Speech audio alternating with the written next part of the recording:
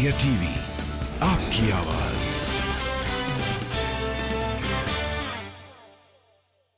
आज यूक्रेन युद्ध के दौरान जिस तरह से पूरी दुनिया का बाजार बेहाल हुआ है, जिस तरह से पूरी दुनिया इससे प्रभावित हुई है, भारत प्रभावित न हो ये असंभव चीज़ है।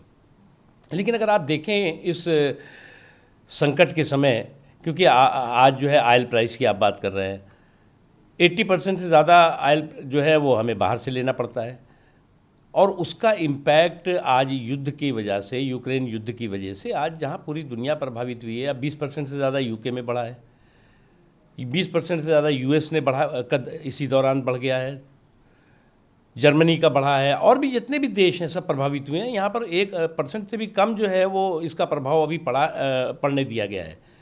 और आपको याद करना होगा कि इन 2 सालों से जो कोरोना का संकट काल था, जिसमें पूरी दुनिया आर्थिक तंगी और मंदी के सबसे बुरे दौर और हालात में गुजर रही थी, प्रधानमंत्री नरेंद्र मोदी जी की मजबूत इच्छा शक्ति और दूरदर्शी नेतृत्व का नतीजा था कि दुनिया के कोरोना काल के आर्थिक तंगी और मंदी से भारत को प्रभावित होने से बचाया गया। किसी तरह से फूड की प्रॉब्लम नहीं हुई, किसी तरह से और भी कोई जो ज़रूरी चीज़ें हैं उनकी प्रॉब्लम नहीं होने दी, दवाओं का प्रॉब्लम नहीं होने पाई, और इससे भी हम बाहर निकलेंगे। हम जो है वो तूफ़ानों से कश्ती निकाल करके बाहर निकालने में विश्वास करते हैं, लेकिन निश्चित तौर से ये एक दुनिया के सामने संकट है, युद्ध का संकट है। यूक्रेन युद्ध जो है वो, यूक्रेन और रशिया के बीच में जो युद्ध चल रहा है उसका पूरी दुनिया पे असर पड़ रहा है, प्रभाव पड़ रहा है, और भारत की कोशिश है कि अब हमारे लोगों को कम से कम उसका नुकसान हो, कम से कम उसका प्रभाव पड़े, महंगाई का प्रभाव कम से कम पड़े, इसकी कोशिश हो रही है। इसलिए विपक्ष अगर कोई बात कर रहा है तो हम ये तो नहीं कह रहे हैं कि महंगाई नहीं बढ़ी है, हम उनकी तरह जो है वो कुतर्क नहीं करते, लेकिन उसको, उस हकीकत को हमें समझना होगा, उस सच्चाई को हमें समझना। एक हकीकत ये है कि महंगाई कुछ बढ़ी है, और दूसरी हकीकत ये है कि पूरी दुनिया इस वक्त इन्फ्लेशन और महंगाई से दो चार हो रही है। भारत में कम से कम उसका असर पड़ रहा है, और हमारी कोशिश है बिल्कुल ना पड़े।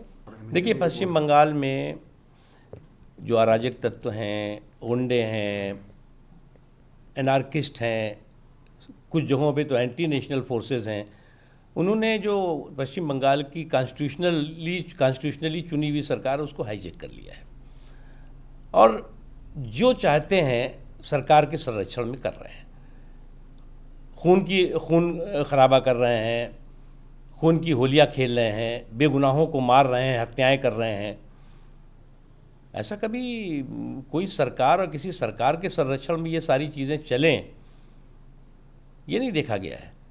आज इस जो सरकार चुनी हुई है उसकी ये रिस्पॉन्सिबिलिटी है, मॉरल रिस्पॉन्सिबिलिटी है, कॉन्स्टिट्यूशनल रिस्पॉन्सिबिलिटी है कि पश्चिम बंगाल, जिसकी अपनी गरिमा है, जिसका अपना सम्मान है, जिसके लोगों ने पूरे विश्व में पश्चिम बंगाल और भारत की पताका फहराई है, उसकी गरिमा और सम्मान को बचाएं, और इन अराजक तत्वों और गुंडों और क्रिमिनल से, एंटी नेशनल फोर्सेस से पश्चिम बंगाल को मुक्त कराएं। नहीं तो जनता उनको मुक्त करा, जनता जो है वो टीएमसी से जो है वो पश्चिम बंगाल को मुक्त कराएगी। सर, ये एमएचए ने रिपोर्ट भी मांगी है, लेकिन जो हालात हैं वो काफ़ी। देखिए, आप लॉ एंड ऑर्डर किसके हाथ में है? आप फेडरल स्ट्रक्चर की बात करते हैं, स्टेट के हाथ में होता है। एमएचए या केंद्र सरकार उनको एडवाइजरी दे सकती है, उनको सुझाव दे सकती है, उनकी जो गलतियां हैं उस पर जो है वो नाराज़गी व्यक्त कर सकती है, लेकिन रिस्पॉन्सिबिलिटी तो, कॉन्स्टिट्यूशनल रिस्पॉन्सिबिलिटी तो उनकी है। अगर वो, उनको लगता है कि वो ऐसे अराजक तत्वों के, एंटी नेशनल फोर्सेस के, एनार्किस्ट के हाथों में बंधक बन गई है सरकार, तो ये तो पश्चिम बंगाल की जनता देख रही है, वो करेगी जो कुछ करना है।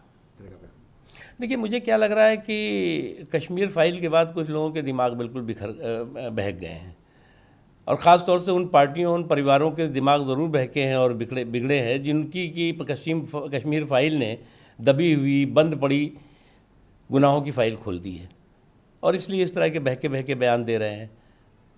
और तुम जिस पाकिस्तान की बात कर रहे हो, जज देख लो पाकिस्तान में क्या हाल है। मस्जिदों में धमाके हो रहे हैं, बेगुनाह मारे जा रहे हैं, अल्पसंख्यकों का वहाँ क्या हाल है, पूरी तरह से वहाँ पर पूरा सिस्टम कोलैप्स करके बैठा हुआ है। आप जो है वो पाकिस्तान के गुणगान करते फिरते हैं। ऐसे अलगाववादियों आतंकवादियों को कंधे पे बैठा के घूमते हैं।